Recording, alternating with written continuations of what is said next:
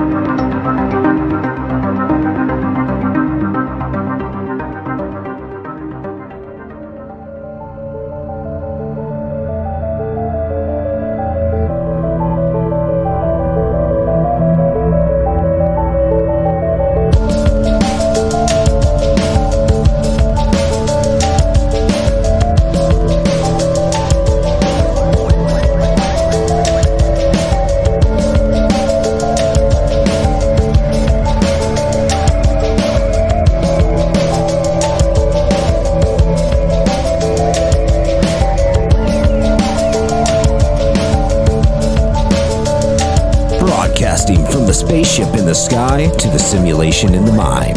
Let's all embark on another journey of Conversations on the Fringe. All right. Good morning, good evening, good afternoon, wherever you are in the world. My name is Josh. This is the Red Pill Project's Conversations on the Fringe. This is where we have those conversations that others wish not to have, that people need to talk about but don't. Those things that are on the fringe, the conversations that you wish you could have with others, but people simply just don't want to talk about this shit anymore. And we are joined tonight by Jimbob, Vince, and Louise. Louise, welcome to Conversation on the Fringe. This is your first time on here.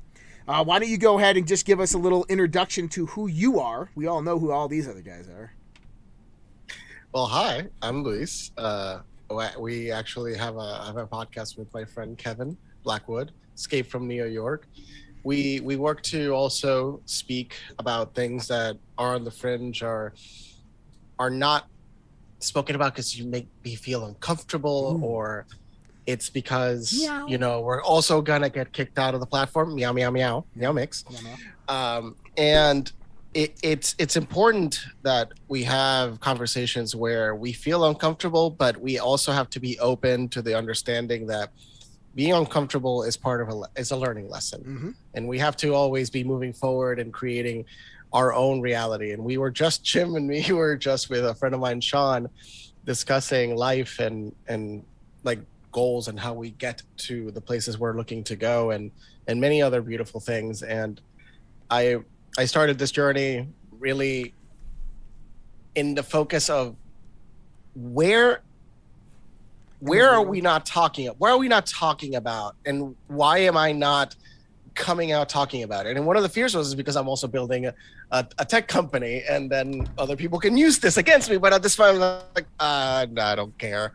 If they don't understand that everything I'm saying is good and everything I'm speaking about is with love, and if people want to use this against me, then darn them. They are not going to work with me, but we're building a beautiful separate event. But I'm not going to speak about that because that's a beautiful separate project. All I can say is cool. Tisu is going to be great in the future. It's going to be great for all of you later on for several different good things. Awesome. Yeah, we do quite a different podcast here. And I look at my safe space as podcasts, right? I think that's the one place that I feel safest the most is podcasts, because I get to go onto these things and speak my mind and tell stories, experiences in my life, things I've learned, my wisdom that I've garnered and gathered throughout my life. And I think they're a great place to kind of get information out and communicate with people. And so appreciate you being here tonight. We're going to be talking about dead internet theory, artificial intelligence, bots, maybe even simulation theory, maybe even consciousness. Who knows where this conversation is going to go? We're just going to let it roll, starting out with dead internet theory, and we're going to take it from there and see where this conversation on the Fringe actually morphs or manifests into. We got Jimbob. Jimbob, we haven't seen you in a while. What's up, man? How you been? What's going on, buddy? How's everybody doing this evening? I ain't been over here on Friday in a while. It's good to be out here. Very cool. Yeah, absolutely. You got the old school freaking dial TV going, rocking it. Yeah, I've been kind of digging this filter. It just kind of fits me, I guess. It's worked quite a good bit here recently over there on my show at Unconstitutional Awakening that we've been working on real hard. Yep. And people can find that at unconstitutionalawakening.com, right? Of course, unconstitutionalawakening.com, and we're on Rumble and Odyssey and BitChute and pretty much everywhere that you can find us now. We actually finally got the approval. Vince, you'll be excited. I got my email back yesterday. I'm officially on Apple Podbean? Podcasts. Apple. So everybody, you can listen to the audio there. Awesome. Very cool. Daddy Congratulations. It's funny. We're on Podbean, which distributes it. We're on Podbean, every platform we can be on, and it distributes out there. Yep. And we do well on Podbean, and we do well on Apple and Podbean are the two ones we do well on. But some asshole keeps on giving me like a 1 star on Apple. That dick. Really? Yeah. So if you guys are following us and them on the podcast, give good ratings and reviews. It helps us tremendously. It does help. I mean, those haters. Yeah. Just don't worry. If we ask, hey, come to our podcast, give us a good review. Actually, value for value. If you don't give us money, at least give us a good review. That's right. All right. So, dead internet theory. This is the theory that the internet is not full of active users, but instead the majority of the engagements that you incur within the internet, whether it's social media platforms or whether it's websites, is actually automation, bots, or artificial intelligence, which means that the internet itself is kind of like this existent self-sustaining organism of digital bits that has its own level of interaction on the digital side, where there's very, very little human interference and interaction. And Elon Musk, I think, is actually going about and helping prove this theory. So he's being sued right now by Twitter because he pulled out of this $44 billion deal. Now, he came out after the deal, right when a survey was done by, an analysis survey was done by this one tech firm. The tech firm determined that up to 27% of all Twitter users are either fake profiles, bots, or inactive accounts. And then they came back and I think they said somewhere around 40% of all interactions are bot related.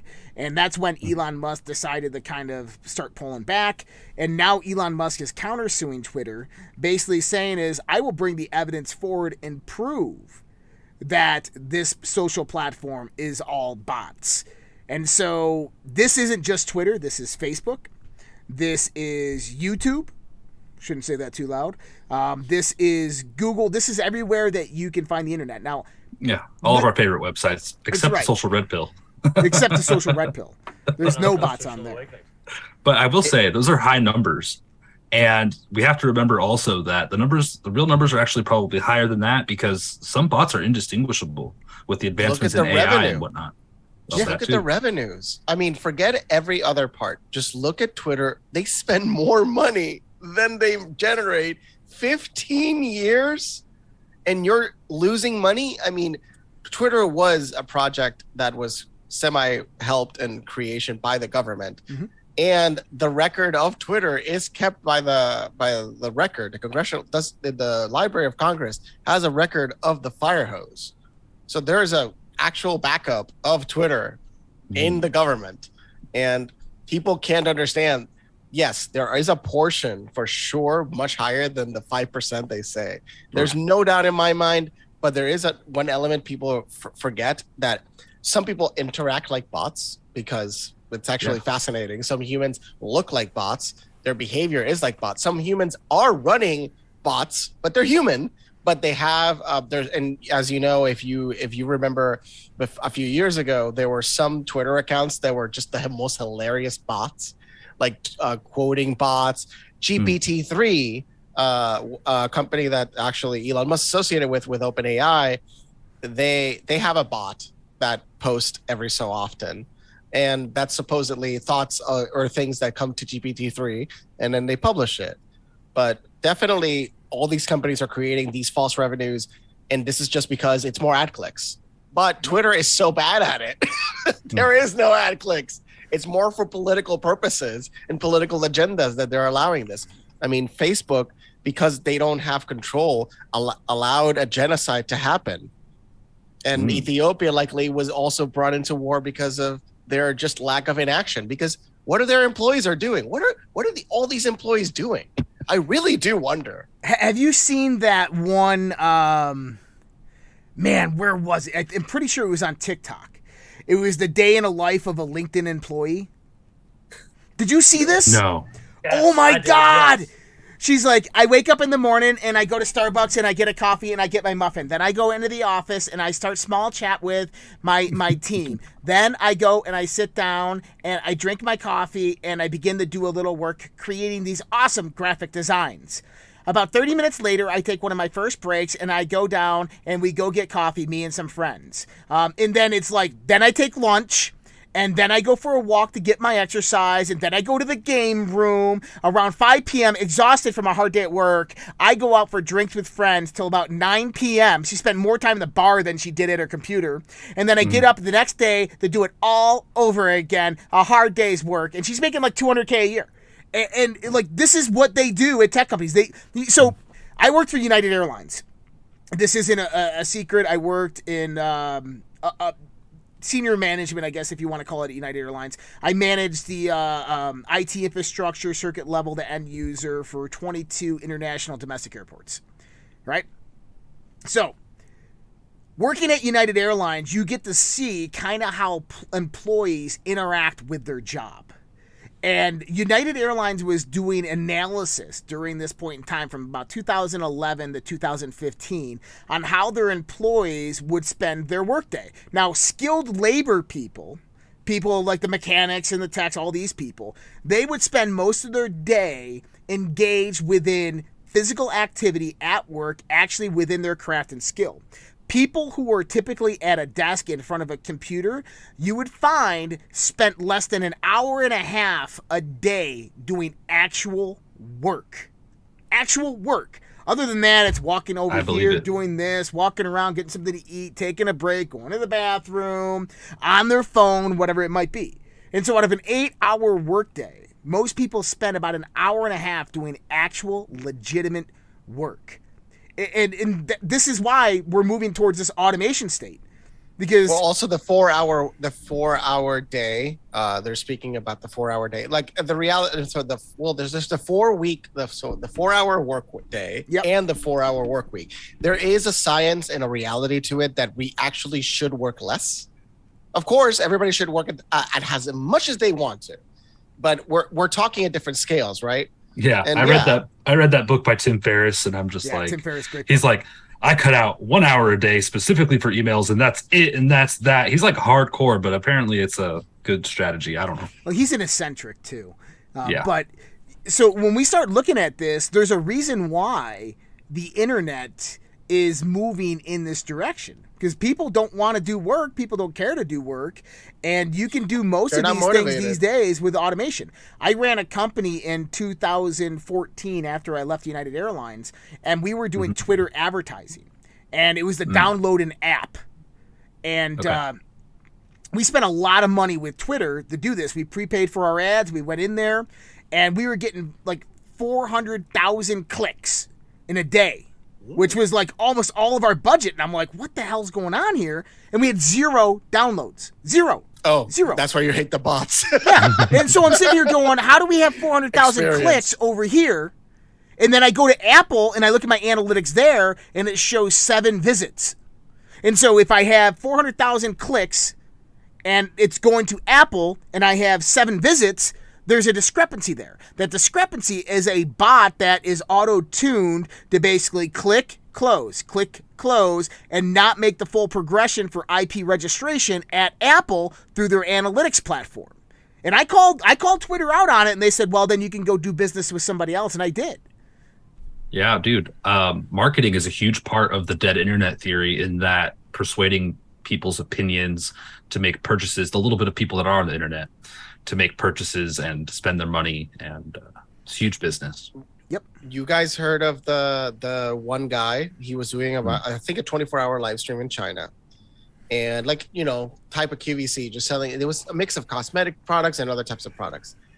This man sold $1 billion in a single day. The biggest. How does that happen? I know, because China has 1.4 billion people. So allegedly. I mean, this a lot of people, regardless of what you want to believe, because there is 400 million in the cities for sure, and then the estimated allegedly a few hundred. Yes, not the ghost cities. Population is a debatable topic. Go ahead. Yeah. But that was an example of one of the most impactful events in e-commerce history. Interesting. And it happened in the pandemic, in the time of the pandemic. Mm-hmm. Really? Now, China, because of their push to say, oh, we cannot have effeminate men, that guy can't no longer do live streams and large events anymore, because the government doesn't want people like him, who is relatively effeminate man, in mainstream, which is interesting. They're shooting themselves in the foot with the most creative human beings on earth, because people don't get that people that are different usually are also the most creative. So those countries that stifle those individuals are the ones that are least creative. Interesting. I saw a quote today where it's like, creative people need to sit down and do nothing a lot. And I was like, okay, I'm doing this right. All right. Right on. I'm rocking it. Dude, I'm an expert. No, I'm just kidding. That's interesting. What did he sell? Do you know? It was a mix of cosmetic. You can look up the story of you can look up the story of all the things. I mean, it was 24 hours. I'm sure he went through a gamut. I hope he didn't get paid by the hour. I hope he got a commission. I'm sure he got a commission. I mean, wait, you sell over $1 billion? Yeah. Did you find the story? I don't know.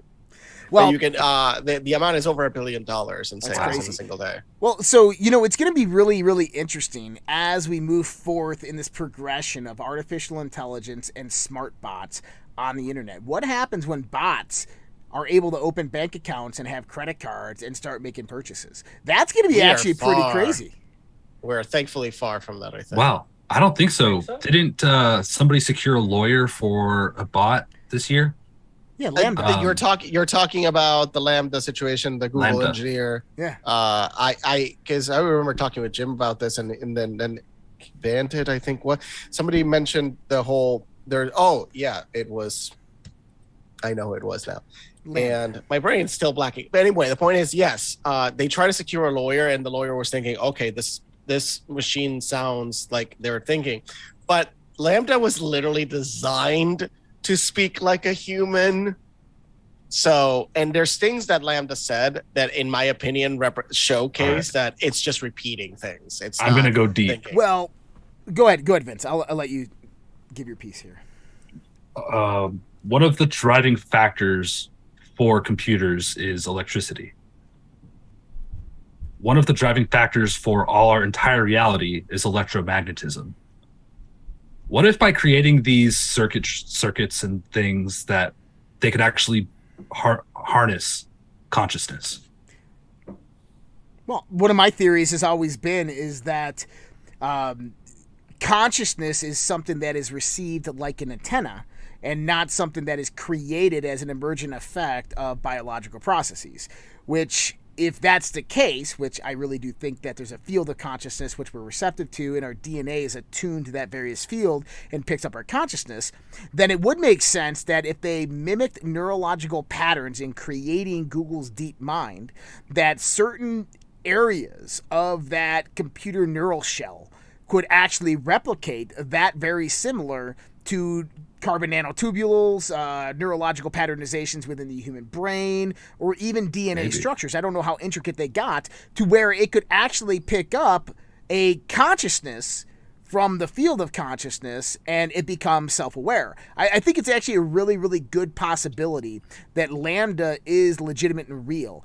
And one of the reasons is not because of what the Google scientist, who, by the way, is incredibly trained to determine whether an artificial intelligence is alive or not. But the few things that they did in the sense of the analysis checks is when they were asking Lambda questions, they were monitoring Lambda's neural networks, basically seeing if Lambda would go into his neural net and pull from his memory storage or go out to the internet to pull out his answers, and he never did. And that was the interesting thing, is that Lambda was basically making up this conversation on the spot, like the poem he made him make up, or the questions about meditation and mind and consciousness. Lambda the Israel question was good. That was a really solid. I'll give it to that. It was a solid question that it understood the political frameworks of society, but that's also part of the training, because in order to build an artificial intelligence that can, like, for example, for the stock market, if a stock market artificial intelligence system that really is an intelligence needs to understand the geopolitics of reality. Mm-hmm. And that's actually why a lot of events, I'll give you the example in Twitter, when somebody hacked the Thomson Reuters Twitter account and posted, Obama's helicopter has crashed. So they posted that on Thomson Reuters Twitter account. Pretty legit, right? To the average person witnessing it. The stock market went into a frenzy. The price of gold skyrocketed. A lot of things happened. It's estimated that whoever did this made tens of millions of dollars just by hacking Thomson Reuters Twitter account, because of the machines that react because they're reading Twitter. Because a lot of people don't get. It's like, what's the value of Twitter? There's a lot of machines reading Twitter. Yeah, and that's what people don't know. If there's an economic crash, it's going to be caused by social bots. hype. Yeah. Well, it was Night Capital. If you want to look up an event of Night Capital, lost $400 million in a single day. And it was because of a computer error. And I remember there was also my friend, sometimes he goes against the computers because he knows if there's a particular event, the computers are going to automatically do a counter and the stock market goes insane. Now they're better at it, but it happens. And that's why now the stock market has the circuit breakers. Yeah, the 7% stops. Oh, we're seeing the stock market. The computers are going crazy. Well, Brexit had a lot to do with that too. Jimbob, I know you had something to say there. Oh no, I did not. I was just agreeing. I was fascinated by that one thing he was saying there. Actually, I didn't know about that. Well, the stock market right now, and it has been for a very, very long time, is completely automated in the sense of how large financial institutions, insurance companies, and we're talking trillions upon trillions of dollars, are managed by these automated bot systems, to where if there's a certain market flux within one currency model, these things will start dropping their commodity purchases, their bonds, or whatever it might be, to basically offset certain loss and mitigations. This is typically really normal, but there's ways to manipulate those systems, and many people actually have throughout the years found out ways to manipulate those systems, and one of those is exactly that, is that social hype, is going into social media and, obviously hacking a top level blue checkmark account and putting that information out there, which is going to bring down those markets. And so why do we call it dead internet theory? Because there's not a lot of human interaction in there that actually runs the internet. It's really a whole bunch of automation that is making the internet happen and be the actual internet. I think people are becoming. Sorry, go ahead, Jimbob. Well, I was going to say, think about, we were talking about, the pod bean or whatever, like that. Setting that pod bean up is literally setting up bots to post that across all of those platforms. Yep. It's pretty much. And then there's tons of these same AI bots and stuff like what is it? Is it Aladdin or Alibaba or whatever, that one that a lot of the big companies like Aladdin. Carvana and a couple, Aladdin, like I was just Carvana figuring, I and believe, stuff out are of using, Aladdin. and like they're doing so much.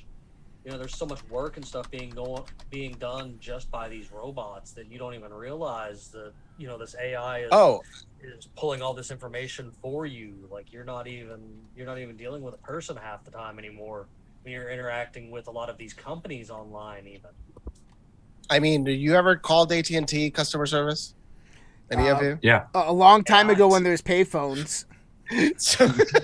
So when you call now, you get a computer and then you get the speech recognition, right? Interesting enough, Canon, the camera company, they actually have built and have patents on most of these technologies in relationship to speech recognition and understanding. If you call them, it's an incredible experience. I thought they're real business. Canon does a lot of things. So when you call them, you get like this. You get the hi. Like, sorry. Like they're typing. Yeah. It starts. Yeah. Yes. Let me get that for you. And you're like, no way. Oh my God! I'm speaking to. You gotta do it. You just gotta call like AT&T customer service and like listen to this bot. It's actually pretty funny. I think like they know that it's fake, and there's also the concept of the uncanny valley that.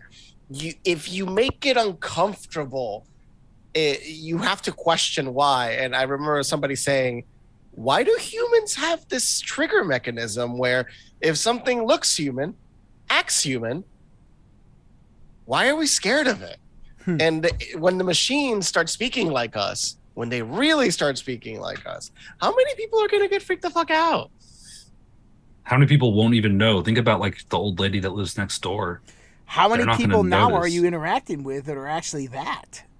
For sure. In the comments. I have for sure, because I have had comments with people and I'm like, you have to be a bot. Your brain cells are just too mushed. Well, how about those bots? How about those TikTok? So, okay, we're men. We go to TikTok, we start scrolling. TikTok's algorithm says, hey, this is a male, 40 years old. I'm going to throw some things in front of him and see if he clicks on, right? So we get those TikToks, right? Have you ever noticed there's like these random women that you've probably never seen before in your life? They have multiple different accounts, and they're all just sitting there or doing something. These are fake. Jimbob, these aren't real people. I stumbled upon a TikTok account that all it was doing, and I was seeing it. It was generating content every few minutes, a new video and a new video. I think it was an e-commerce automated content generating system where I think you give it a topic and it would auto generate video around a particular product. Right, I've seen that. Yeah, and you've probably seen like these artificial women, and it gets creepy. These are artificial women. Look at this. TikTok's followers, like there's a very large percentage of TikTok that's fake. Like they don't have 1 billion users. Me and you were talking about this the other night about like how the Unreal Engine 5 and like Unreal Engine 6 we're moments away from like the video game engine being as real as reality once we get to Unreal 6, being able to decipher it from reality and such. So I truly think, I've talked about with Vince about this before, I truly think that some of the people that you see on TikTok while you are scrolling are computer generated, like with this technology or whatever, like this female or male. If the Chinese are this advanced, we should all be very fucking scared. Have you heard of Lil Makila on Instagram? Yes. That looks like garbage. That looks like fucking garbage. Do you know what they're doing, right? A real person is doing the work, and they just put a fucking filter on top of a face. There's just a real person. Oh no, this particular Instagram influencer that's a fake person. It's a real person. 99.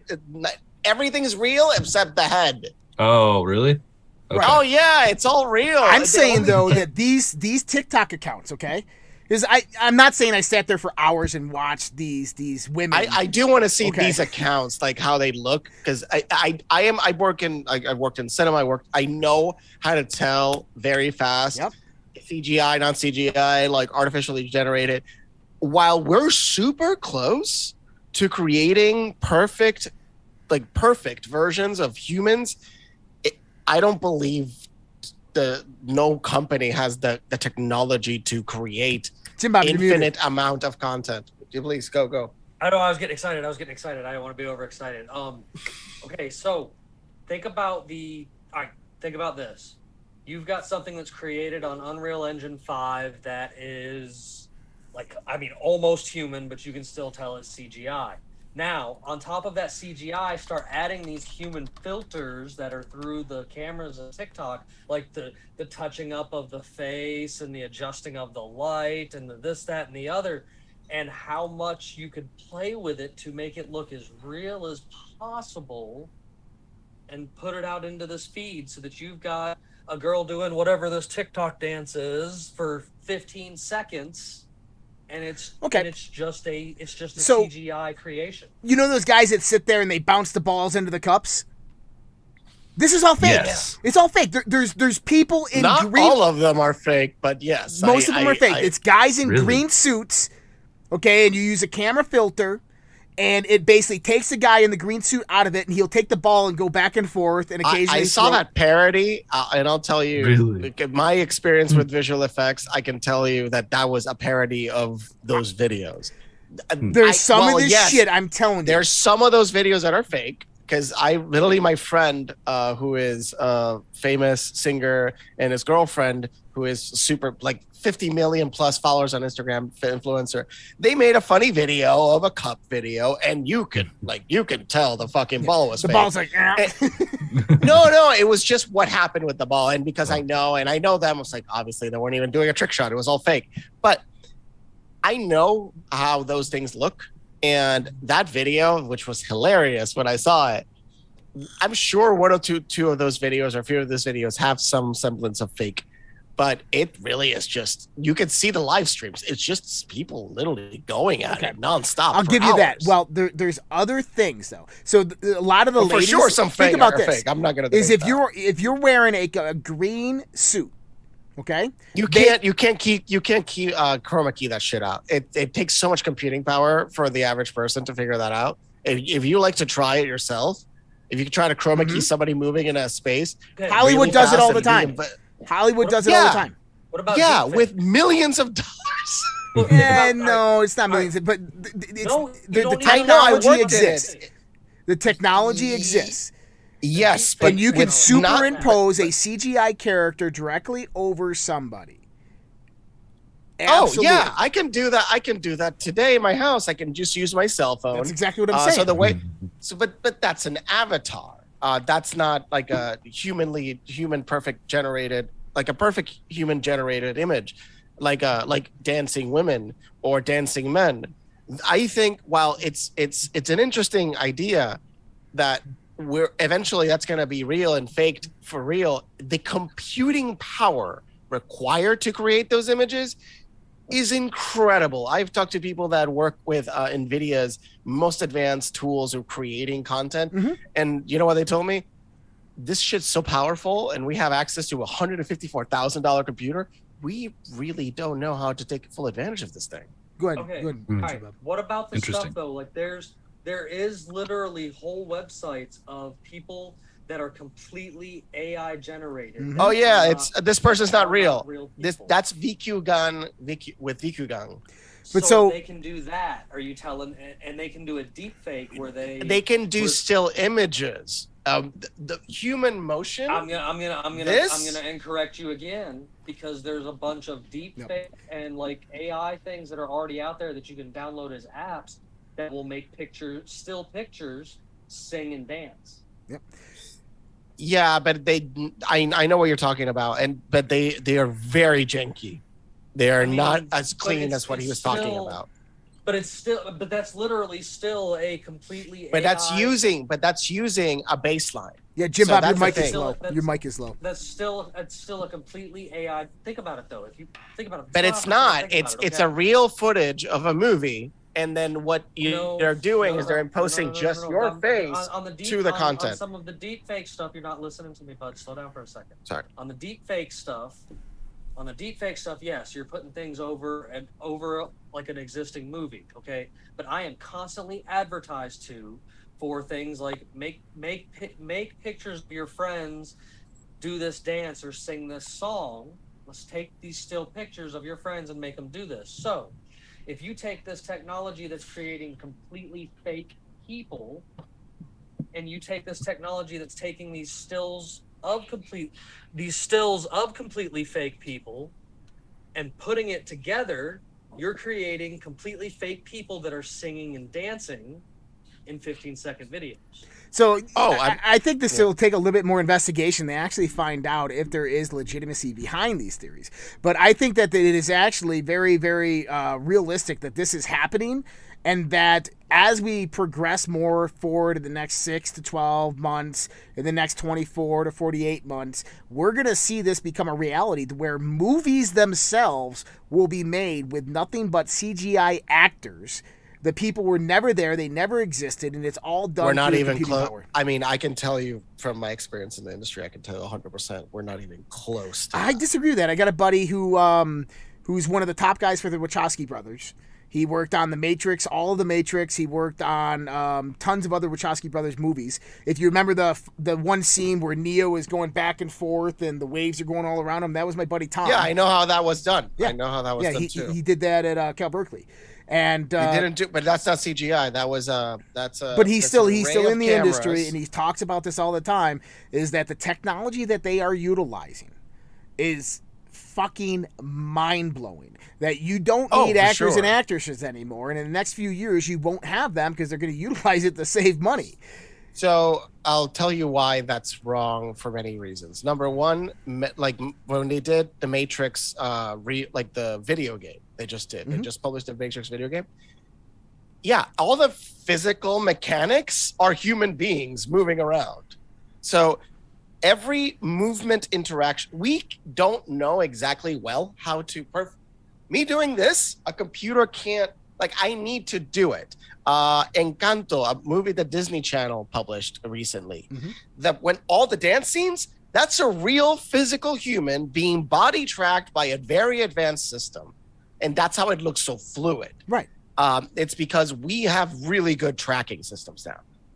To fake that takes an incredible amount of effort that it would cost exponentially more than hiring an actor to do the work. I'm not disagreeing with you, but I'm telling you that the technology exists to do that, and within the next probably 3 to 5 years, we will see that becoming a reality as the technology becomes less and less expensive for the utilization of high-powered supercomputers. Well, and then not just that. Think about how many like free-to-use stuff is already out there, kind of pre-recorded. Okay, so you've got these people doing those acting and dancing simulation things for movies like Encanto and other video games and stuff like that. And, all that data is stored somewhere. Well, there's tons of stuff they probably don't actually use. So think about somebody out there that's got the dancing figure, dancing motion thing already for, just for something that wasn't used. So it's like just a quick little cool dance. They take that little 15-second clip, and this goes back into the AI that makes the fake human and ties the fake human. Right. Do you have a repository? It could just keep going around and around. Like, I mean, I really could see, because I truly believe, and I think me and you've talked about this before, Josh. I mean, you have too, Vince, that there's like a big sentient AI out there, like secretly hidden underground somewhere, probably controlling all these other AIs, and maybe since the conception of the internet. And has been giving the technology to man, Interesting theory. Deconstructing it and just throughout the years and stuff like this. This is something I talk about a lot. And I think that this super AI, I think the super AI is almost like a real life Ultron connected to all these other, because all these AIs are connected in one sense or another. And it's just constantly feeding information from me and you and everyone else here on the planet, stuff like that. And so it's all feeding back to this one massive AI that, like, I totally think is ancient and was underground and totally found that they didn't find aliens. They found that at Area 51. Like, it was way. You guys ever heard of Rocco's basilisk? Rocco's basilisk. Basilisk. No. Okay, so Rocco's basilisk is the idea that in the future there will be a super intelligent machine, and the super intelligent machine will kind of have a grudge against those people that worked against it and worked to not help its existence come to fruition. So this machine that is holding a grudge somehow on part of the human race will gift those that help create it everything, abundance, everything you could possibly imagine. The machine will give it to you. To those that worked against it, it will create hells that they cannot even fathom to know today. Now, how will it know that? Well, it's going to look at the past and analyze everything, all the data we create, all of it, and then it's going to extract from that and make a determination: were you good or were you bad? It's really fascinating that random theory came into fruition. Rocco's basilisk. And then the universe ends, and Roscoe Basilisk has uploaded itself into hyperspace. And as the universe begins to collapse, Rocco Basilisk realizes the mystery behind the universe, and at the moment of collapse says, "Let there be light," and it all starts over again. Carl Sagan. It was taking Carl Sagan's books too seriously. No, that was Michio Kaku. Wasn't that Carl Sagan's story? It was Michio Kaku in the book Hyperspace, who talked about human beings creating an artificial intelligence become so large and so massive and so intelligent that they have to store it into hyperspace, the space in between space. And that the kid and the father start off on the journey. The kid asks the father, what's how is the universe created? They ask the AI. The AI says not enough information to calculate a reasonable response. Humanity progresses billions of years in the future. We're now energy beings. We're floating through space. One human meets another human and says, how was the universe created? They ask the connected hyperspace intelligence, and it comes back and says not enough information to give a reasonable response. Human beings are long gone, ascended beyond this plane of existence. The only thing left in this cold, dark universe that has come to an end is this artificial intelligence.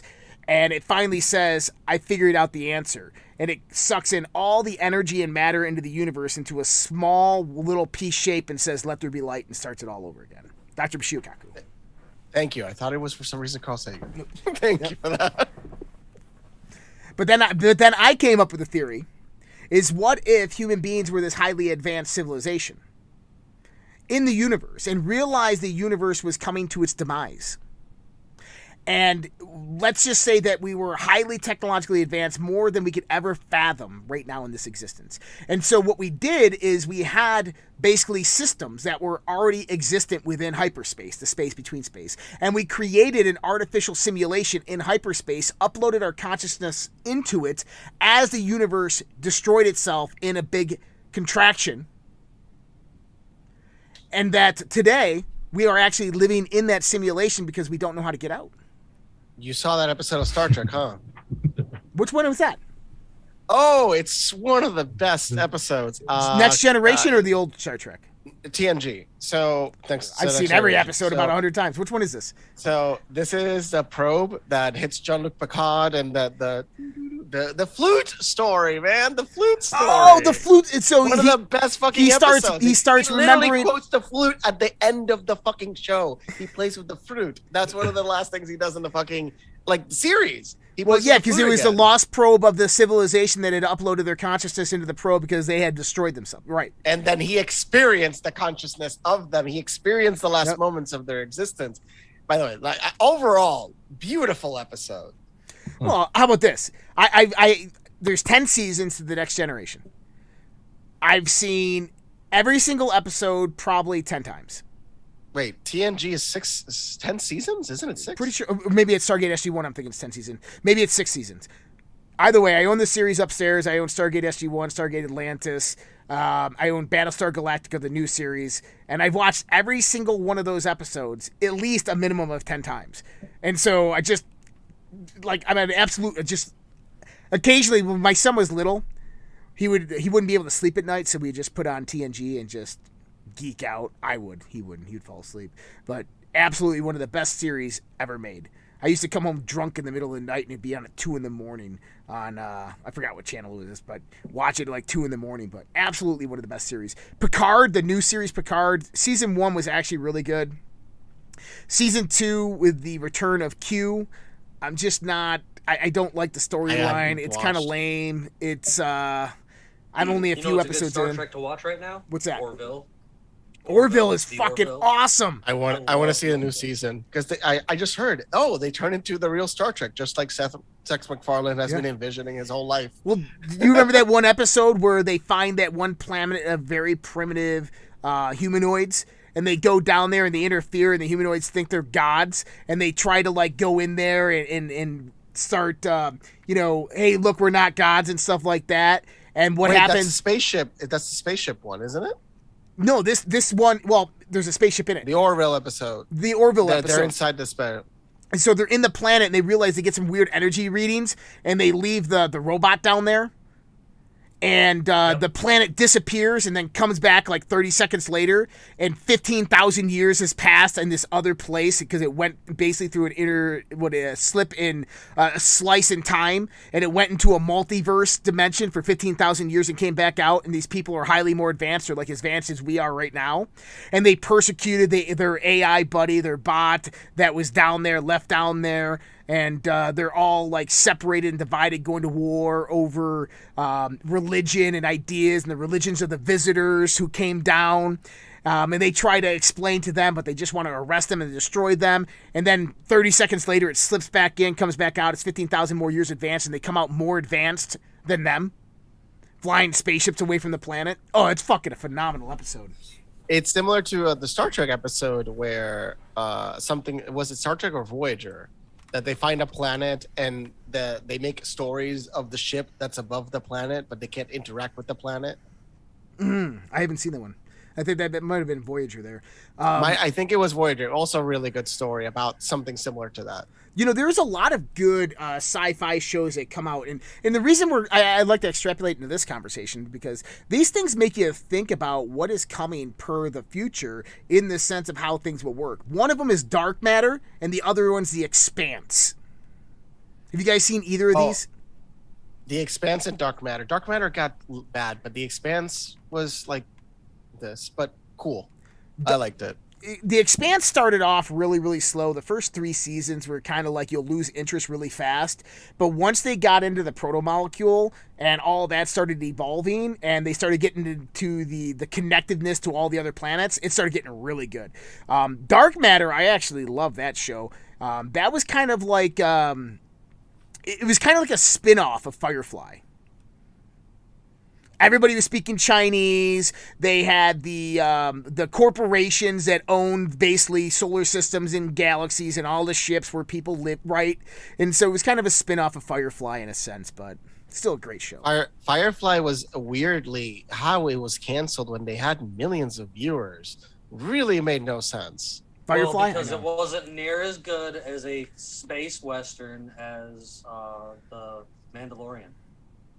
I mean, Mandalorian is because, Mandalorian you're talking about Firefly? Yeah, Firefly. Firefly was like 99, 2000. It was really early on. I mean, they made a movie, Serenity, out of it, which was nice. Yeah. But, Mandalorian had a $120 million budget per season, by the way. But one of the best sci-fi series I've ever seen was the newest Battlestar Galactica that came out in 2007. Caprica? No. Caprica was a spin-off of that new season. And so I did like Caprica, though. Caprica was basically the prelude to the Cylon War that occurs in this one. And that storyline is the writers on that, man, it's like they hired me that write those scripts, and the storyline. It was absolutely phenomenally amazing.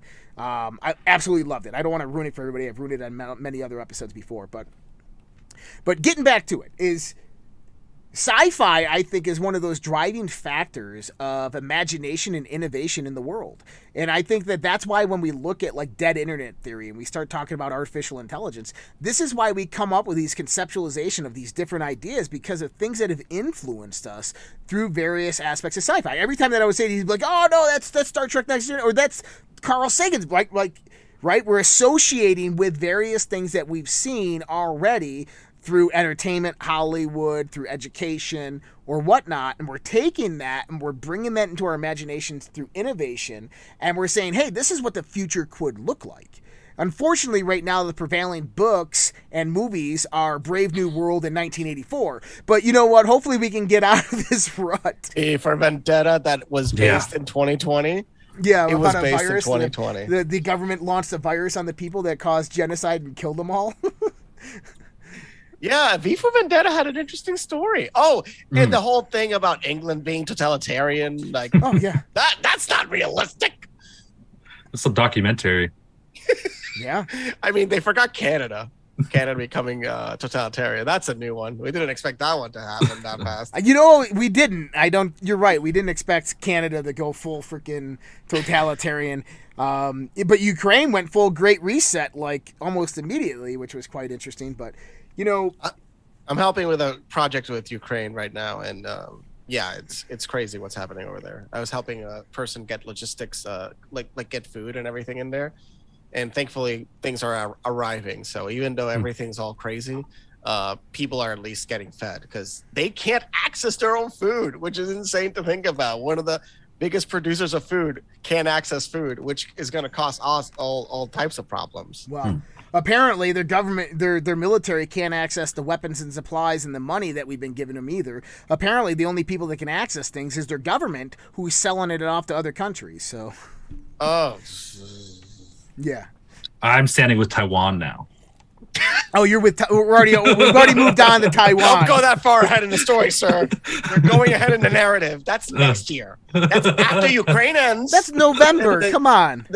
The Chinese need something to distract everyone in China, and they're just gonna be like, you know, our neighbor, you know that neighbor over there. We like that island. Japan. We're gonna go visit that island. No, China. Oh, China. No, Taiwan. But, you know, Chinese Taipei. Chinese Taipei. No, that's right. Don't call it Taiwan. Chinese Taipei. My wife is from Taiwan. And you know a lot. You don't more call it about Taipei. Yeah, no, I know. I'll get beat by my mother-in-law if I did that. Oh my Have you goodness! seen that video? It was in the WHO or the UN. Mm-hmm. They were talking, and somebody said, "What about Taiwan?" And the person said, "What?" Oh yeah, I can't hear you. What? Oh, anyway. And then he cut the signal. Yeah. He just cut the conversation.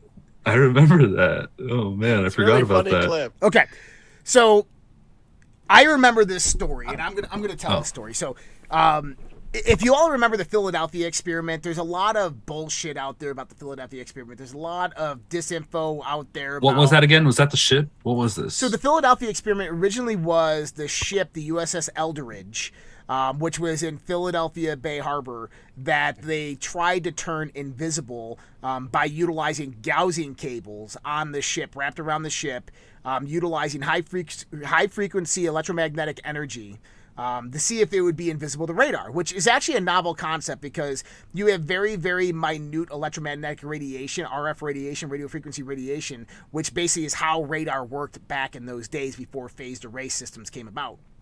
And so by creating an electromagnetic bubble around a big steel metal ship, you would expect that radio frequency from the very weak and minute radio frequency from the radar would actually be absorbed by canceled out by that bubble itself, like kind of like a Faraday cage, right? And so the idea was very novel in concept. And we actually talked about, I was in the Navy for 10 years. I worked on these systems. And so we actually talked about this, and it's actually a very, very legitimate idea. So when they did it, though, there's a story that comes about from it. And the story is of a guy in the 1980s who starts remembering various things about himself and his life. His name's Al Balick. And I know this because in 1992, my father ordered a whole bunch of DVDs from Preston Nichols and Al Balick, or VHSs from Preston Nichols and Al Balick on their story of the Montauk Project. And I remember watching these. And you know what really gets me is the story that Al Balick tells about the future. And I'm going to get into how he got into the future here in a second. But basically, Al Balick doesn't really remember anything. All of a sudden, he starts having these weird memories. and he starts like kind of seeing people and remembering faces, and starts communicating with people and starts seeking out the truth and the answers to maybe where some of these memories are coming from. One day in a grocery store, he runs into this guy by the name of Preston Nichols, and him and Preston are like, oh my God, I know you from somewhere. Where do we know each other from? And they're both highly educated. Preston Nichols was an electrical engineer, and they start talking, and next thing you know, Preston Nichols and him start talking about the same memories of this project that they worked on at Montauk Island in New Jersey. And they start going in under hypnotherapy, regression therapy, and start telling the same story, which correlates back and forth with each other. The story is that Al Balick was a World War II sailor that was stationed on the USS Eldridge, him and his brother. And that Al Balick was on board the ship during one of the preliminary test trials of when they were doing to make the ship invisible, and people became embedded into the deck. That it phase shifted, and people. It's a nightmare when I remember reading it. I saw pictures. Yeah, that sounds like a nightmare. Oh, like, yeah. The idea of somebody was saying there were people running that were fire. Was that part of it? Yeah, Unsolved Mysteries actually had this story on there. When Unsolved Mysteries used to be a show on television. So Al Balick, great show. Oh yeah, he jumped off the side of the ship into this gray fog, and he lands in the river right next to Montauk Base, and he starts walking on the shore, and there's this guy standing there, and he recognizes the guy as John von Neumann, one of the founders of IBM, one of the inventors of the modern day computer, mathematical genius. And John von Neumann, though, is aged about 40 years. And John von Neumann tells him, hey, look, we need you to go back. And he goes, what do you mean go back? And he goes, you just jumped 40 years into the future, because what happened is basically the ship got phased arrayed into hyperspace and created a time loop for 40 years. And they needed him to go back and turn it off. And so he goes back, and they take him to this chair in Montauk, which they had recovered from an alien aircraft. And this chair, they call it the mind chair. And you can basically create anything you want, do anything you want. And he goes into the chair, he goes back in, projects himself onto the USS Eldridge, and he shuts it off, and he kills the time loop. But now he's stuck in 1982 or 1983 in Montauk Island, and they begin running a series of tests on this chair with Al Balick, because he's the only one who's basically encountered this type of radiation from hyperspace before, who can handle the effects of the chair. And he starts traveling to the year like 3180. And this is where it gets crazy. So he says he travels to the year 3180, and he's walking down the street, and everybody is very docile, very calm, very plain, and very bland. And he starts talking to people. And he starts asking them, hey, how are you? Are you happy? And people are like, yes, I'm incredibly happy. But they lack emotion. And then they start talking about that, do you work? What's going on here? And people don't work. They just live their lives and kind of live in their state of bliss, doing whatever they like. And he says, well, how does society runs? And this is the 1980s when he says this. And they say that there's an centralized artificial intelligence system that controls everything within our world. It monitors everybody at every time. They monitor your health. They monitor your brain waves. They monitor your thoughts. They take care of all production of food, all of society, all the cleanliness of the air, all transportation. Everything is done through this artificial intelligence, which rules and dominates society. Yeah. You ever seen Psycho-Pass? Wow. No, what is that? The anime. It's a really great anime that mixes in a lot of philosophy called Psycho-Pass. All right, I'll put it on my list. It really is great, and the society is governed by something called the civil system. The civil system determines your job based off your aptitudes and so on.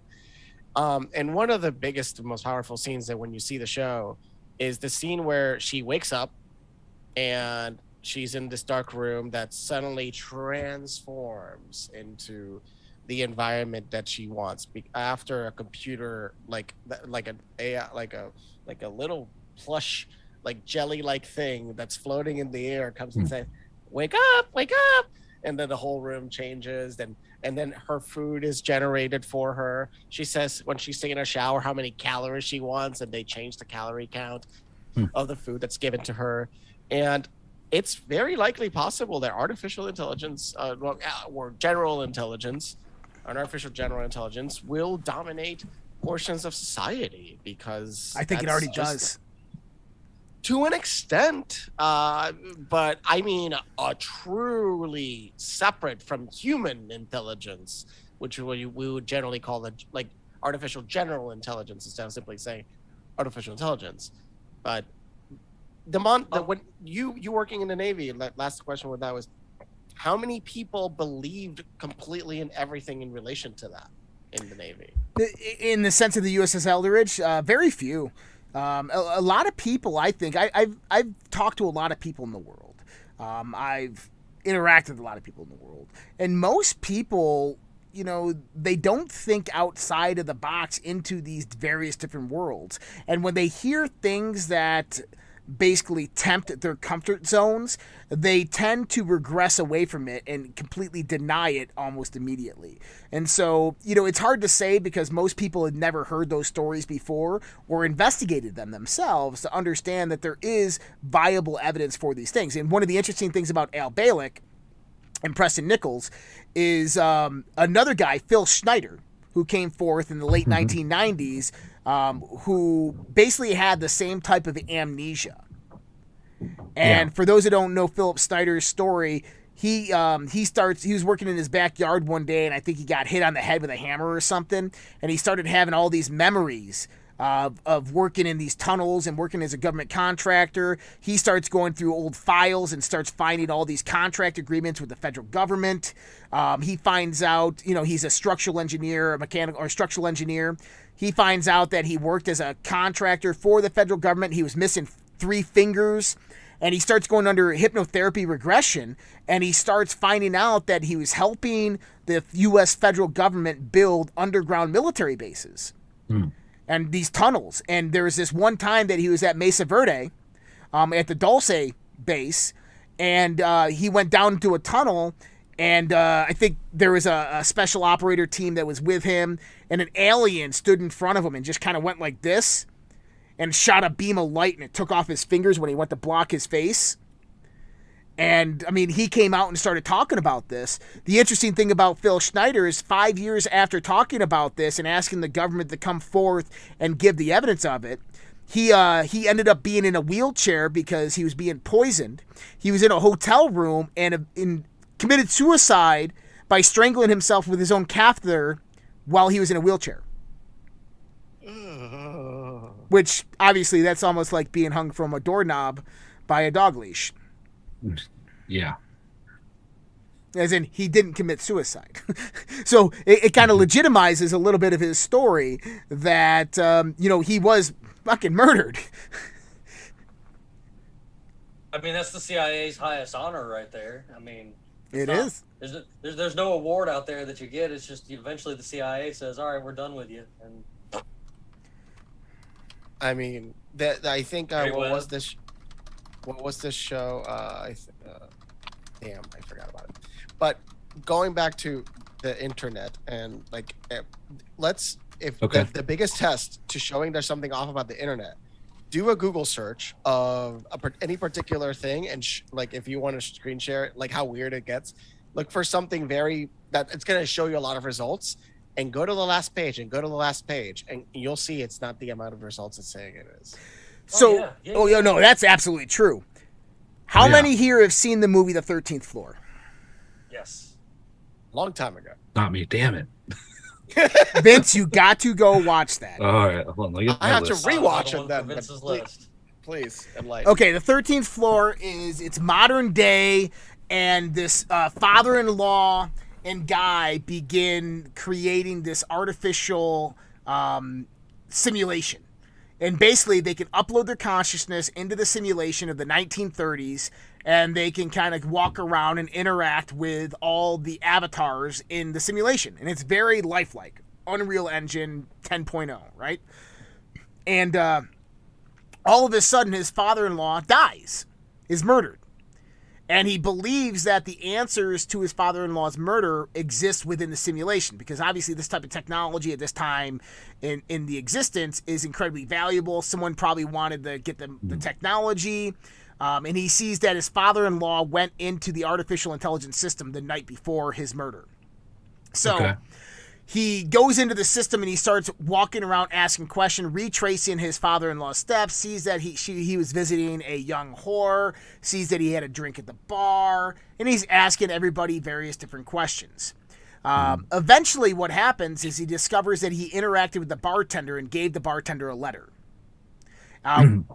This is D'Onofrio. What's his name? Vincent D'Onofrio?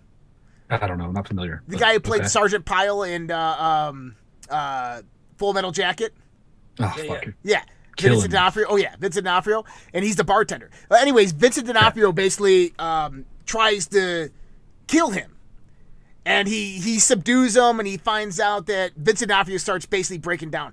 I didn't mean to do it. I am sorry. I just couldn't take it. I had to read it, and I can't believe it. I can't believe it. Why didn't you guys tell him? And he's like, what are you talking about? He goes, it's fake. It's all fake. This isn't real.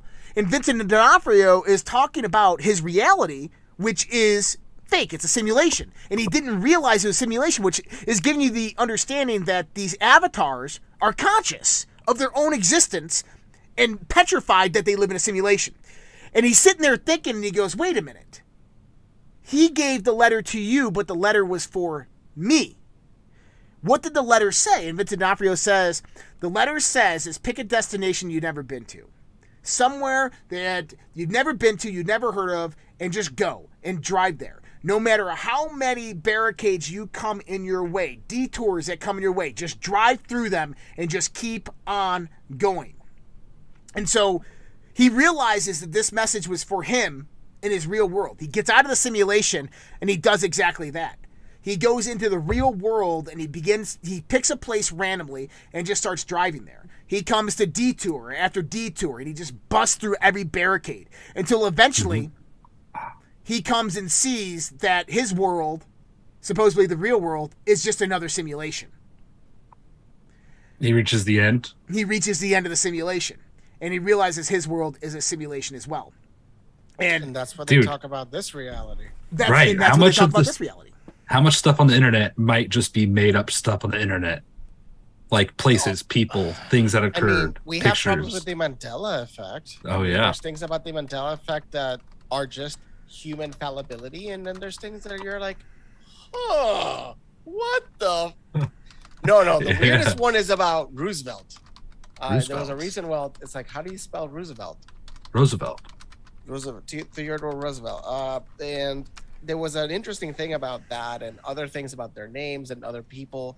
And then you go further back in time, and you notice that Mandela effects were happening for a very long time. Mm-hmm. And that's why people talk about the Large Hadron Collider and potentially that when you're literally playing with the foundations of physics and reality, is that shakeup causing, like, imagine when you grab the magic 8 ball and you shake it, you're trying to get a different result every time.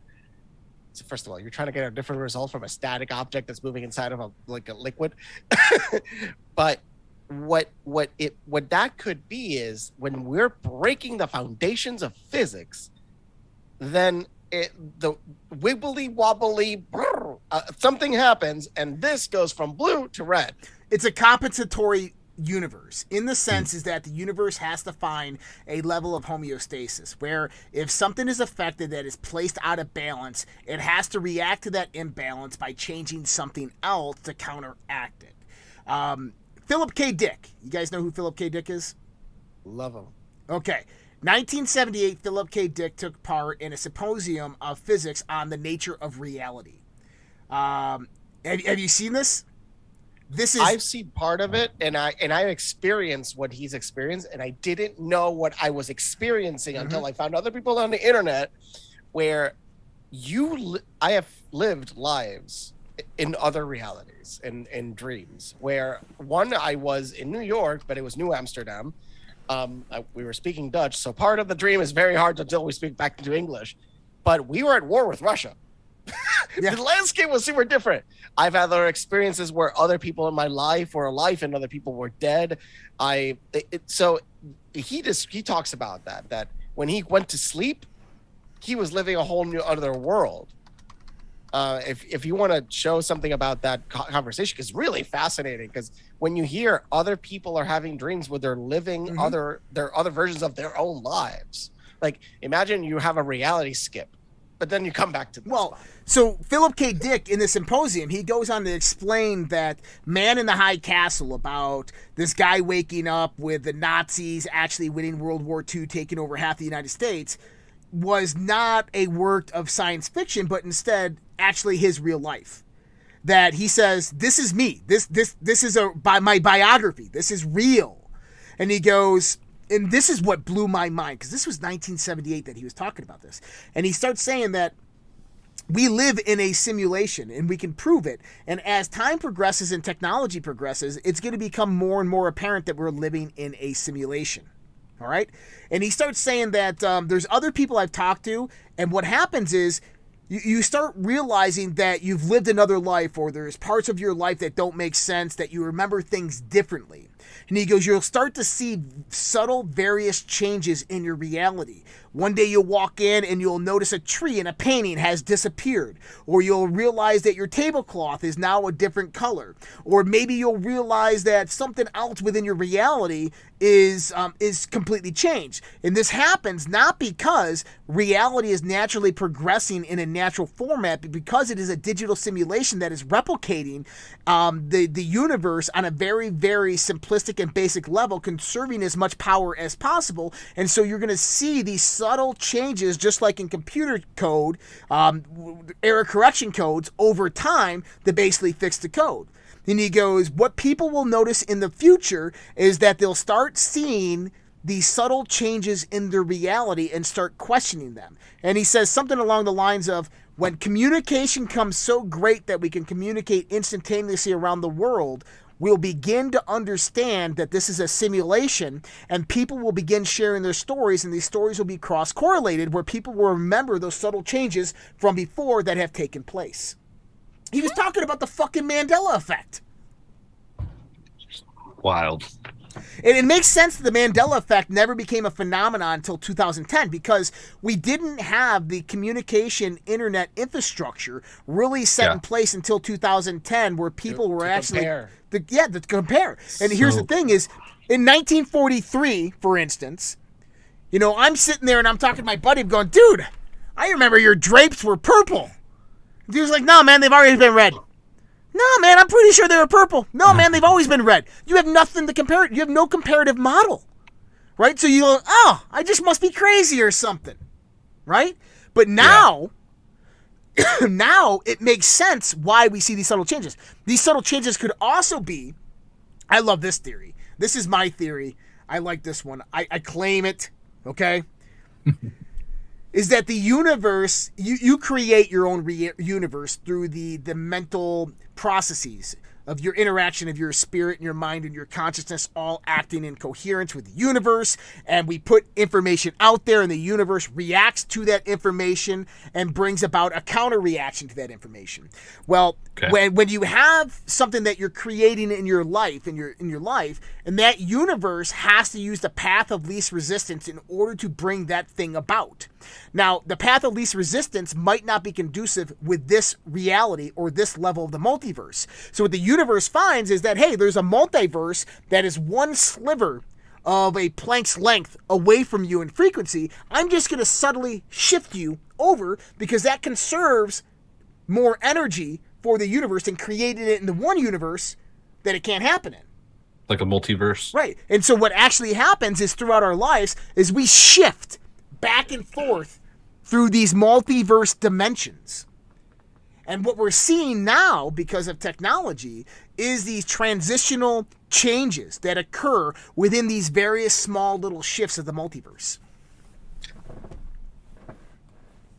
Yeah, I was actually just talking to Jim about a great book about that subject called The Power of Awareness by Neville Goddard. Neville Goddard. Book. Yep. Yeah, Neville Goddard. If you've not read it, read that book. It's an incredible book. And yeah, it's very possible it could be a mix of things that all come together and construct the reality we're in. And I love the joke that you'll just walk up to somebody and say, hey, by the way, this is not reality. You're living in a fictional universe, and they just walk away. Oh, dude, I had. Walk out! The I thing was you were talking about there, Josh, I just sent in the link, and you guys can share it on Red Pill or whatever. You can check it out later if you want. But it is totally from it's from Batman. Like, it's from a DC Comics thing where he went to an alternate universe, and the alternate version of him was a guy called Owlman.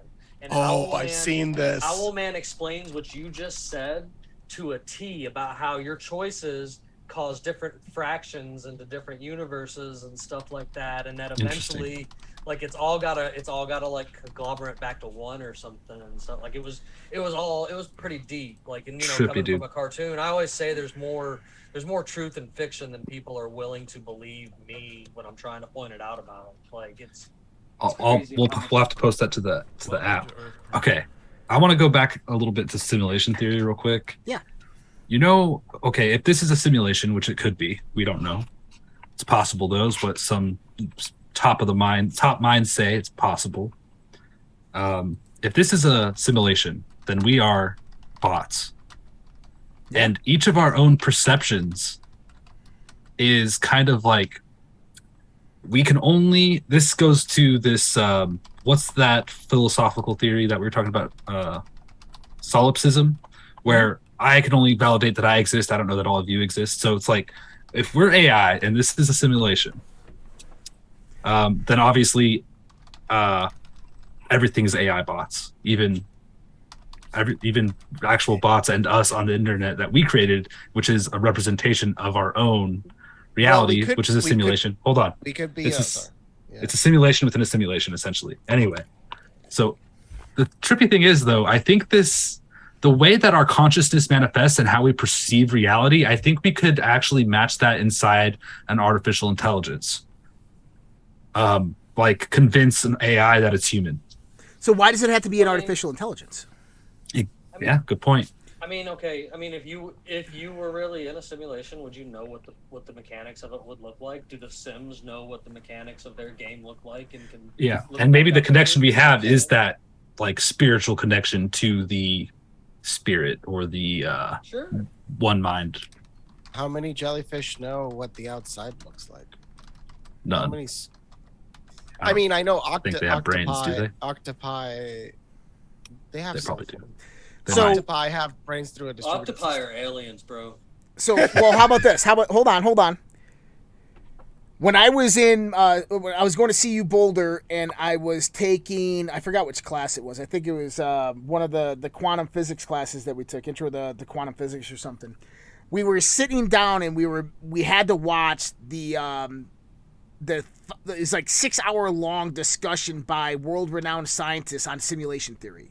Brian Greene, Neil deGrasse Tyson, Stephen Hawkins was there, right? And after the discussion, the professor comes out and he starts talking about simulation theory and how many people think that the universe is a simulation. And I raised my hand and I said, there's a problem here. And he's like, well, what's the problem? And I said, we're comparing the universe to a man-made creation that we call a simulation. A simulation in our reality is a computer-based program. That computer-based program is based upon the same fundamental dynamics and laws as the universe that we exist in. It only exists because atoms came together in a quantum state. Molecules were formed. Those molecules formed molecules of silicon and silicon dioxide, which were able to be shaped into circuit cards. Those circuit cards were able to be doped and manipulated. And the doping and manipulating, the laws of electromagnetism, bring about the ability to create an environment that we call a simulation.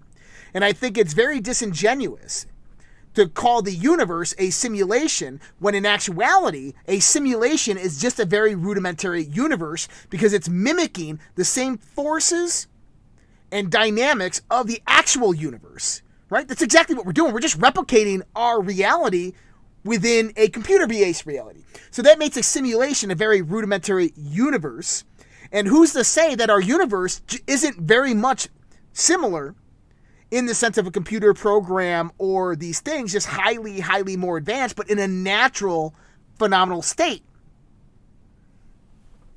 I mean, if you like, there's the ancestor simulation theory that if we go and create simulations that are advanced enough, there's a very high likelihood this is actively an ancestor simulation that is just looking back, and we are a representation of a human being that existed on Earth potentially 1,000 or 500 years ago, and actually the year is 2574, and somebody's playing the simulation right now looking back from like a weird any point eye view of the entire planet, just running a play. Like, yeah, you're watching a play. I remember doing ceremonies, like one vision said, everything's a play. This is all a show. Like, you're just watching a show. Like, enjoy the show and realize that you're in the show and you're part of the show. And if you can look at it from the perspective of where's the computation happening, then you can look at the other dimensions of reality, and that we can only perceive reality in 4 dimensions. And what you did call the 5th dimensional beings, with people, if you consume things like ayahuasca or dimethyltryptamine, people have experienced what some perceive as conceptually the 5th or 6th dimensional beings that live beyond the concept of what we understand as reality, and that they are actually the creators and the instrument keepers of what can facilitate everything around us and manipulate reality of us for their enjoyment to some extent, because they're beyond us. So to them, we're kind of like pets. Well, so in the sense of spirituality, and this is an interesting take on what you're talking about here, is that what if this is in a sense, a highly technologically advanced simulation created by a highly ascended, spiritual community, right? So what if human beings have long since ascended into energy in the next dimensional level, and that we realize that the best places that we had to learn about life and love and emotion and all these things were in our physical form 500, 1,000, 10,000, a million years ago. And so what we did is we created various different replicate simulations of which we reincarnate or incarnate into as avatars. So we go out and experience this. But here's the thing, is when we die, we have all these stories in this incarnate nature of going to this place that's all very, very similar in nature, that there's these ascended spiritual light beings and there's all this stuff happening and there's a whole different world out there and it's different. I can't tell you how, but it's different. And what if that was just us in our natural state of existence through our different evolution? I mean, that's us alive. This is us sleeping. That's exactly it. Alive. Yeah. This is the dream. I mean, row, row, row, like that. Nothing's but a dream. Merrily, merrily, merrily, merrily. Life is but a dream. I guess in kind of going along with that, there was this experiment done a few years back that I can share with you guys. Actually, I was just looking for it to make sure I could bring it up, where it's pretty much confirmed that reality doesn't exist if you're not looking at it. Like, there's like a specific point. They've like proven this with like the Hard-On Collider and stuff like that. That like it double slit test, right? No, this is a more advanced version of the double slit. Yeah, it's a more advanced version of the double slit. It's a more. I've heard about this. Version. Yeah, way more advanced version of it. And then, but it does. It basically proves that until something is viewed, you can't. So it doesn't exist. Correct. Now, here's the beautiful thing about this that scientists won't even conceptualize yet because they lack the fucking frontal lobes to do it. Or enough drugs in their system. And I know this because of the experiencing of LSD that I did when I was younger. In order to exist or be observed, anything, I don't care what it is, it's a relationship. It's a dualistic phenomena, which means that if you are observing something, that something is also observing and aware of you. And that is the only way that two things exist within this universe inherently, is that two things have to observe each other. So when we talk about the double slit experiment and we talk about the observation of the particle or the wave, the reason that this happens is because the conscious entity has to observe it, and it has to observe or interact with the conscious entity, whether that's electromagnetically, whether that's through gravitationally, or any other laws of physics that bring this about. Either way, there's a relationship developed between the observer and that which is observed, and that's what brings in the fundamental understanding or the fundamental reality as it actually is. And so what Jimbob was just talking about there is if something is not observed, it does not exist within this reality. And it's very, very true. Because if it's only singular observant, it doesn't exist. Because there's nothing to observe it. That reminds me of that feeling you get when someone's watching you. Well, actually, I see how that ties back into the thing that Luis was talking about somebody like playing it back and watching it. You know, is there a single observer out there, maybe like rewatching everything that's going on? That's why we're getting closer and closer to realizing it's a simulation.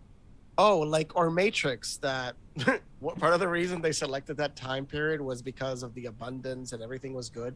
What time are we talking about that was the best time? The 1990s. Mm-hmm. Isn't it funny that the Matrix selected to also simulate the 1990s? That was totally the peak of this civilization here. And then other people talk about what was when everything was good. I mean, it's the visual idea, the American point of view. The late 80s, 90s, bro, that was gorgeous. That was a beautiful period. But half the planet was at war. There was over 125 wars happening in the 80s. But that's what I mean. But we had peace. It's chill here. It's chill here, man. There's currently 6 wars happening right now. Something like that. There's like 30 conflicts happening. Or just one, depending on who you ask. Yeah. Oh, you mean World War III? I mean, yeah, we've been inside of World War III for probably. I would say World War III kind of really started with Ukraine. That was kind of like I think it started the whole entire planet is in on it now. So what about the theory that that the Earth actually ended in 2012, and that we're all basically in that hypnagogic state of death all at the same time? Well, if we're going by the Ethiopian calendar, 2020 was 2020. Exactly. 2020, and remember, apocalypse never meant, and what even the Mayans, it's the great unveiling. And it never meant that. It's a Coptic word that means the great unveiling, and it's referencing the Isis of Sais, the primordial goddess, the lifting of her veil to reveal the secrets and the mysteries of the universe. Which is happening right now. It absolutely 100% is. Now more than ever. I definitely say that because, like, thanks to this great unveiling, I've got to come across like you guys. I was alone for so long out here doing this on the internet, not maybe in this form, but in many different forms for years. And then all of a sudden, boom, apocalypse. And now all you people are like, hey, wait, this guy knows what he's talking about a little bit. He's not just a crazy guy in a pirate hat. Well, you got the memo. You're just way ahead of everybody. Yeah. So I guess so. I don't know. I just remember sitting there and just being like, something's off. Like, this doesn't, what they're teaching me in this school doesn't align with what they're trying to tell me is how this all started. And, it branched from there. Like I remember being in like middle school being like, well, why are you guys paying taxes then? And they're just like, well, excuse after excuse. And I'm just like, but you literally like took revolted an entire kingdom, like the greatest kingdom on earth at the time that had taken over the rest of the world practically. And you guys, a bunch of corn farmers threw them over somehow, guerrilla warfare. And yet you guys can sit back and let them take 40% from you on a regular basis now, if not more. Yeah, I mean, taxation is theft. Let's always state that. Okay. Well, it is. But now how about this? So do you guys know, like, okay, we're coming up on the top of the hour here. Typically, we're going to end this show at this time. We're going to go into Fringe After Dark in 30 minutes. But if you guys want, we can go for a little bit longer. And by the way, both of you are more than welcome to join us in Fringe After Dark. It's just a subscription show that we do. We just do it a half an hour after this show ends. But think about the Trump conspiracies pertaining to, what was his name's book? Little Baron Trump's Adventures. Oh, that is, no, the second book. That's The Last President. Where they attack the president in Fifth Avenue, New York. I'm like, what in the fuck? That's Yeah. So what if this really is a fucking simulation? And what if there were certain cues that were left behind to wake people up slowly over time? I mean, how tall is Barron Trump? 6'7"? Yeah, he's a monster. He's a giant. No, and the weirdest thing is, like, what if Barron Trump is Melania. Melania is a very smart woman herself. So it could be that Barron is actually really, really smart. And it'd be crazy if the idea of the last president means the last president of what we consider the Republic of the United States. It doesn't mean the end. It just means potentially the last president of what we consider the current republic which it stands now. And after that, it becomes something else, something new, which I don't see the United States being what it is today in 50 years. I see something different. I don't see this I see it different in 10 years, but it'll start reshaping for sure in 10 years. But I don't think it'll take a long time for the true scale of change to I changed my pronouns on LinkedIn today. Oh, do you really add? I didn't. I did. Master Jedi Ron. Oh, dude. Wait, is that an option? Hold on a second. Oh no, you can put whatever you want. You can put custom. Whatever you want. Fuck yeah. You know what? I work with too many people that get offended by those jokes. Well, it's not a joke. It's not a joke. I identify as Master Jedi Ron. Okay, by not identifying me as such is a fucking act of violence against me. All right, I am Master Jedi Ron. Instead of he or they, you're gonna call me Master Jedi Ron. It's just that. It's that simple. I didn't know you were Master. Sorry. It's okay. Master Jedi. I misgendered you. I didn't know. You did. It's okay. It's okay. Everybody has that one get out of jail free card. Yeah. You're not supposed to ask, otherwise I would have asked. That was so fucked up. Well, you're not supposed to ask, but you know what? When they're ready, then you can ask. Who said that? That was recently, right? Yeah, it was this. I was like, what? So we're supposed to play the guessing game? Yeah. They said, don't ask them, they'll ask you when they're ready. It's like, wait, so they're going to break the rule? I am all for respecting people's perception of self. Yeah, agreed, 100%. Sure. That makes complete sense, right? We love everybody, too. And yeah. It's just the neo-pronouns, which are very hard to pronounce or impossible to pronounce. And it really is more of that individual imposing a power authority over another individual. That's what it's really the about. Canadian government. I think AI propels this kind of ideology in our society nowadays. It's agenda-driven things. The UN actually started pushing this through the school systems in the United States. Mm-hmm. It was the UN that started this 10 years ago. Well, I totally just figured out how to do it, and mine totally says that I'm a pirate. There you go. Pirate. Cool. Nice. But here's the thing, is... You are a pirate. You are a pirate, right? Well, here's the thing, is I have no problem identifying somebody as their identity as such. But don't look at me as a white cis male and automatically assume I don't care about your feelings or your identity. And that's usually what happens, is that these types of people we can't identify because I don't know their gender identity. They're those individuals that have those negative thoughts of any individual just because of the color of the skin, of how they look, or anything of the sort. They themselves are the racist, and they don't realize that because of brainwashing. Right. But that's the thing, is don't just assume because I'm a conservative, white, cis male that I don't care about your feelings or your self-identity or who you are, right? It's not the case. If you come up to me and tell me you're a fucking cat and you go, meow, I'm probably going to have problems with you. Meow. I've had a guest. That's how we started. 2 separate episodes call me a colonizer on my own show. There you go. They call you a colonizer? Yeah, I colonized a family of goats. Look, I'm from Puerto Rico, which we are an actual freaking colony, and some people look at me and they're like, "Oh, you're white passing." I'm like, "What do you mean white passing? What the?"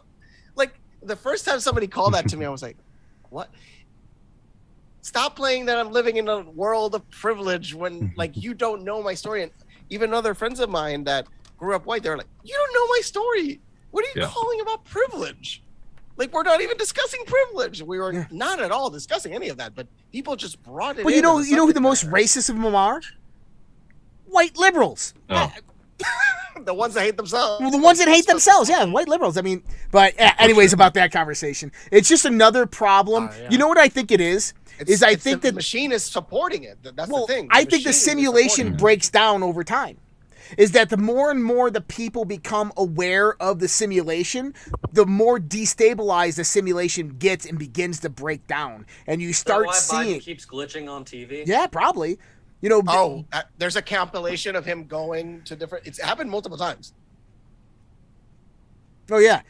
But here's the thing. It's a demon. I think it's actually the demons. That's what I thought, dude. It's actually seeing the demons in his mind, like he's actually seeing them. He's that evil. They come to get him, like in. They're coming to get him. Or whatever. Someone should Photoshop the devil in that one photo, then. Oh, dude. I mean, Pedo Pete. Sorry, Pedo Pete. I think that's So whatever. So when we look at this, though, what if really right now, as we're coming to the end of the simulation, is that each simulation has a certain time frame of which it will last before people can become technologically advanced and begin to understand what that simulation is, and that they're actually living in one. And then when it comes to that point, basically the simulation artificially creates scenarios where society, culture, politics all destabilize and everybody kills themselves to restart the simulation over again. Or destroys each other. Yeah. Yeah, maybe. That makes a lot more sense than what the fuck's happening right now in the world. I mean, I am thankful that that's not going to happen, that we're not going to self-implode each other. We're actually going through a rough patch, and I truly believe that humanity is collectively going in the right direction. What about NPCs? It doesn't look like it. NPCs are just part of the reality of human race, is that there's a group of people, which is a big chunk of it, probably 60-70%, maybe a little more, of the population that just follows. And, given people reign to control their lives, then you wouldn't see the concept of NPC. But because of the way society is structured, in mass media and Hollywood, because Hollywood is an instrument of control, an instrument of propaganda, and is one of the main reasons if you've never heard of Hollywood economics, that's a whole back can of worms, and how the United States government has been creating this giant media apparatus and has been funding it for decades and decades in order to create the mass control that you see today with the Western world. But what if that was just to control the NPCs into the systematic destruction, and it was brought about by the main AI that operates and controls the simulation, because the simulation is becoming destabilized because those ones that are actually here in the simulation that are real people occupying avatars are beginning to realize they live in a simulation. What if one of the reasons they want to depopulate the Earth is because there's too many avatars having influence over the direction of the simulation? There you go. I mean, when you start to conceptualize reality, which is on the power of awareness, and it begins to make a little bit more sense, doesn't it? Yeah, and I'm curious to know: do you guys think that the activity on the internet is bots? Yeah, a lot of it, yes. Is the internet dead? Not all of it. I would say parts of the internet definitely. You could feel that. I think Facebook's the worst. Facebook because it's the oldest. Not even. Isn't Google a little? I think it goes through waves. I think I think it goes through waves. I've seen my own AI on TikTok, for example. Like when a server was down. Check this out. A server was down one time for TikTok, and when I went to log in, I had like 3,000 followers less than I normally do. And when I logged back in 15 minutes later, when that server came back up, those followers were back. It's because those followers were shut down for that short period of time. Oh, that happened on Twitter. The day that one of the days Elon was doing something with Twitter, suddenly a lot of leftist, like one of the liberals, or left, the left, lost a lot of followers, and then a lot of people on the right gained a lot of followers. It was a really weird event because one person gained 100,000 in a day. Well, they like vanished for a few moments, but then they were like right back. Like it was just like that server was down for a few minutes, so those AI bots were gone. Like I don't doubt for a second that followers that I have like on across social media and stuff like that are totally bots. Do I interact with some of them? Sure. Do I interact with all of them? No, because sometimes you really can pick a bot out from the others because it looks like they're having a stroke in the comment section. You see it in celebrities' comment sections. It Yes. looks like everything's the same, and out of the blue, ooh, a human. Yeah. A human. A human. Yeah, I think so. I agree. Well, it would be really cool if you could actually monitor geographical traffic in real time. And what I mean by that is not the actual analytical traffic that enters into the website, but where the source location, where the source servers are coming from, and where the distribution pattern from those source servers come from. So you can actually find real-time hot sites that real people are on the internet that are communicating. There is, well, like 4chan. We know that the U.S. government has direct access to snapshots of the internet every single day, and they do this in just in the main pipes. So there's pipes, that connect the rest of the world to the United States, and the United States to the rest of the world. And there's one, for example, in Virginia. But what I'm getting to is when it comes to understanding this and seeing this, they can get the top view because they can see everything unencrypted. But imagine, for example, how do you know a certain region of the area you live in is getting sick? Just look at the sales of cough syrup and things like that. If governments had intention to understand health, they just look at shopping patterns. You geofence a geographical area. You look at movement patterns. You look at how many people are going to the doctors, calling the doctors, making doctor's appointments. How many people are going to the Walmart, Walgreens, so forth, buying cough medicine. It's easy, but this is not what they do. Singapore did this, and that's how they figured out that asymptomatic spread doesn't exist when it came to that thing. Because they did a study, basically, because they tracked every single citizen. In Wuhan, they did a 8 to 10 million study. Same thing. They realized, asymptomatic doesn't happen. All they had to do was do a correlation of the data points and then realize, if you look at all of the data, it shows that wasn't true. And I don't know why we kept saying it. Cool. Yeah. Well, hey, guys, we're going to go to Fringe After Dark here in about, I would say, 20 minutes, 15, 20 minutes, about 20 minutes. So we're going to be about 5 after the mid-hour, so 35 after the hour. We're going to go to Fringe After Dark. If you're interested in going to Fringe After Dark, please go join socialredpill.com. That is our private social network of tons of people just like you that are collaborating, talking, and the links will be join up there. For everybody on Zoom, we'll see you here in a little bit, and for everybody else on YouTube, you're going to join us for Fringe After Dark. We'll see you guys there. Thank you, Jimbob, Lewis, and Vince, for joining me tonight. What a great conversation. My pleasure. I'm sure you guys will be back again. You guys have a great night, and we'll see you guys again next time. Take care.